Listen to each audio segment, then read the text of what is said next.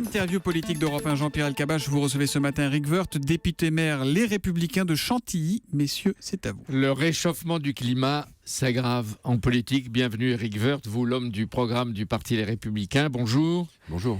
Il y a une double raison à ce réchauffement, la compétition pour votre primaire et puis les régionales. Mais est-ce que la société française a besoin de ces décharges électriques successives ? Elles sont inhérentes à la vie en société, c'est assez naturel et ça a été vrai dans toute l'histoire. Maintenant, c'est vrai que les primaires montent en puissance, mais avant les primaires, il y a les élections régionales. Et là, il y a un combat très très difficile. Je pense que nous le gagnerons. Moi, je pense par exemple dans le Nord-Pas-de-Calais, Picardie, avec Xavier Bertrand contre Marine Le Pen. Les socialistes sont quasiment inexistants. Donc c'est un combat direct contre l'aventurisme populiste. Et on voit d'ailleurs que Marine Le Pen connaît très très peu cette région. Elle joue sur les peurs quasiment ancestrales. C'est les vieilles recettes du populisme. Ouais. Mais écoutez, ça dépend de notre campagne. Et Xavier fait une campagne tout à fait extraordinaire. Je l'aide avec beaucoup d'autres. On a l'intention de bien montrer qu'on a un programme pour la région et que cette région, elle a beaucoup à attendre et beaucoup d'espoir à avoir. Et en PACA, vous pensez que ce sont des régions qui peuvent être... PACA est une région aussi difficile où le Front National est élevé. Je pense qu'on gagnera les deux. La réalité est qu'on gagnera ces deux régions à partir du moment où on arrive à convaincre les électeurs que les propositions concernant l'espoir, le travail, la lutte contre le chômage, tous ces sujets très très importants dans d'énormes régions sont de notre côté. C'est ça, pour que vous promettiez de réduire le chômage que vous aviez fait avant, de supprimer les déficits, etc. Dans les régions, la question n'est pas le problème des déficits, mais on peut parler sur le plan national. Mais sur les régions, c'est comment faire que ces énormes régions créées toutes récentes soient des régions qui permettent évidemment de lutter contre le chômage. Alors un certain nombre de sujets, Éric Woerth avec vous, et que vous connaissez. Manuel Valls annonce une refonte du Code du travail sur 2 ans avec un premier rendez-vous avant l'été 2016. En cas d'alternance, si elle a lieu, qu'est-ce que vous avez prévu, vous, sur le Code du travail que vous n'aviez pas changé ? Mais d'abord, c'est une réforme qui est prévue sur 2 ans, donc ça enjambe l'élection présidentielle jusqu'en 2018. Qu'est-ce que vous avez prévu dans votre programme ? Dans notre programme, on a prévu que l'accord d'entreprise dominait sur l'ensemble de la législation, qu'il fallait ramener au fond la décision et le dialogue au niveau de l'entreprise, que ce soit sur le temps de travail, que ce soit donc vous promettez de vous attaquer au Code du travail si jamais vous arrivez. Oui, on l'a écrit, on l'a dit, on l'a écrit, on l'a dit. Enfin, on l'a pas fait, on a fait plein de choses là-dessus. L'accord national interprofessionnel, il venait de chez nous. Non, on a fait une convention là-dessus. Les Républicains ont publié un projet sur la réforme profonde du Code du travail avec l'idée qu'on doit rapprocher de l'entreprise le dialogue et les décisions. C'est pas le cas c'est pas ce que propose Manuel Valls. Il fait une reculade par rapport au rapport qui lui a été confié par M. Combrexel. Il dit il s'agit de moderniser le modèle social et pas une réformette mais une révolution. Il suggère déjà d'accorder plus de place à la négociation collective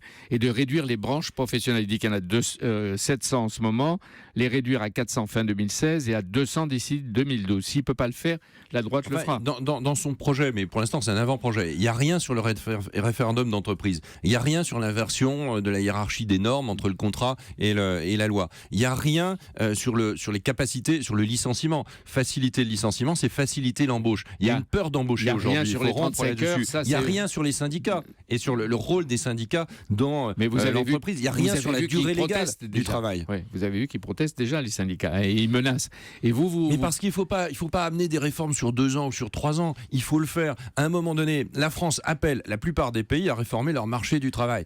C'est très bien de donner des leçons. Il faudrait qu'on puisse le faire. Et aujourd'hui, le marché du travail, c'est un marché du chômage. On crée aujourd'hui le contrat de travail, le contrat de travail, la durée du travail, le code du travail sont des éléments qui créent du chômage en France. Il faut lutter contre cela. Monsieur Valls, il est bien gentil. Mais enfin, quand il dit c'est dans 2 ans, très bien, qui croit cela ? Vous avez une réforme toute faite. Je ne fais pas confiance au gouvernement. Non, oui, on a une réforme toute faite. Vous arrivez, vous la faites en peu de temps. Si vous arrivez. Oui, on réformera le code du travail. On réformera aussi le marché du travail. Le code du travail est un instrument du marché du travail. Seulement. Question. Notre-Dame-des-Landes, en cas d'alternance, qu'est-ce que vous avez prévu ? Vous renoncez à l'aéroport ou vous le construisez ? Non, mais il faut le construire. Cet aéroport, il a été décidé décidé.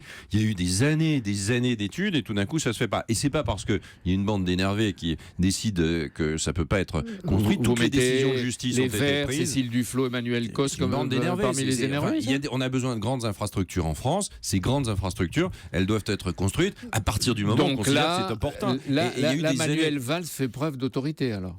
Là, il fait preuve, oui. Enfin, franchement, ça fait plusieurs mois qu'aujourd'hui les dernières décisions de justice sont prises. Il y a une crise d'autorité en France. Il y a une crise sur l'autorité concernant la sécurité. Par exemple, crise d'autorité sur l'exécution des peines. Il y a 100 000 peines qui ne sont pas exécutées par an. Ça, c'est l'effet Taubira. Il y a une crise aussi d'autorité sur la capacité à recouvrir l'impôt. Quand Manuel Valls dit on vous a envoyé un avis d'impôt, mais vous n'êtes pas obligé de le payer, c'est pas possible. Donc une crise d'autorité absolument majeure. Quand vous rajoutez d'ailleurs l'effet Lucette, ça crée un peu un effet pathétique. Oui, vous venez d'attaquer encore Christiane Taubira, Nicolas Sarkozy et d'autres le font. Vous l'attaquez, vous la renforcez. Est-ce que vous avez tellement envie qu'elle reste ? C'est pas le sujet. Non, c'est pas le sujet. Le sujet, c'est de savoir ce qu'elle fait au ministère de la Justice. On a fait un travail sur la sécurité. On voit bien que quand elle a levé l'affaire des peines planchées, on a vu une augmentation du nombre de délinquance. Il y a plus de délinquants et il y a moins de délinquants en prison. Donc il y a juste un tout petit problème et il faut qu'on le règle. Et on est une société dans laquelle il faut à la fois de la liberté et à la fois de l'autorité. Ça fonctionne ensemble. Il y a une crise d'autorité aujourd'hui en France. La France est une sorte de bateau ivre sur lequel, en réalité, il n'y a ni cap ni capitaine. Et ça crée évidemment des problèmes absolument gigantesques, à la fois en termes de chômage et à la fois en termes de croyance dans l'État. Expliquez-moi, la cote de confiance pour le tandem président de la République et Premier ministre, d'après un sondage qui est fait pour Paris Match et plusieurs organismes, plus 3 points pour François Hollande, plus 4 pour Manuel Valls. C'est troublant, d'autant plus que vous, l'opposition, vous baissez. Les Français sont-ils masos ou alors vous exagérez ? Moi, je ne sais pas si on monte ou si on va. Tout ce que je sais, c'est que tout ça est très volatile. Et tout ce que je sais, c'est que le pouvoir exécutif, il est très faible dans les sondages. Donc, c'est ça qui compte. Et à propos d'air cocaïne et des magistrats qui enquêtent sur le nom de Nicolas Sarkozy, Luc Châtel, votre ami, a alerté hier. Il a dit « Cette affaire pourrait devenir très vite une affaire d'État », c'est-à-dire ? Ce qu'a voulu dire Luc, c'est clair. Est-ce que le gouvernement était informé des mesures prises à l'encontre, scandaleuses, prises à l'encontre de Nicolas Sarkozy ? Enfin, cette idée de géolocaliser un ancien président, parce que, toute cette affaire est rocambolesque et c'est quand même attentatoire à la liberté et à la dignité de Nicolas Sarkozy. On a l'impression que quand même beaucoup de personnes décident de faire ça juste avant les élections. C'est troublant. François Hollande rentre de Corée et de Chine. Le président Xi Jinping a promis devant nous son soutien pour Paris Climat. Est-ce que vous, les Républicains, vous associez aux efforts pour le succès du sommet ? Est-ce que vous avez été invité ? Est-ce que vous voulez que le président de la République informe au moins les dirigeants politiques ? Parce que ça n'a pas été fait jusqu'ici. Non, il n'y a rien. Mais d'abord, il y a une bagarre au niveau de l'État entre Madame Royal et Monsieur Fabius. Donc, on ne sait pas qui dirige cela. Mais sur l'objectif, évidemment. Évidemment qu'il faut réduire à 2 degrés la température. Donc, vous voulez le succès de la conférence de Paris, au-delà des partis. Nous voulons qu'il y ait des accords contraignants. Nous voulons que le fonds vert soit financé, 100 milliards d'euros par an. Nous voulons que l'Afrique se développe. Le boulot de Jean-Louis Borloo est d'ailleurs très exceptionnel. C'est tout cela que nous voulons. Nous ne sommes pas associés à ce travail. Le chef de l'État n'associe pas l'opposition à ce travail. On lui demande de vous associer. C'est une profonde erreur. Mais vous voyez, 2 degrés, c'est déjà une augmentation majeure. Vous êtes plein de bonne volonté au moins là-dessus. Allez, merci Éric Woerth d'être venu sur Europe 1 ce matin. Jean-Pierre...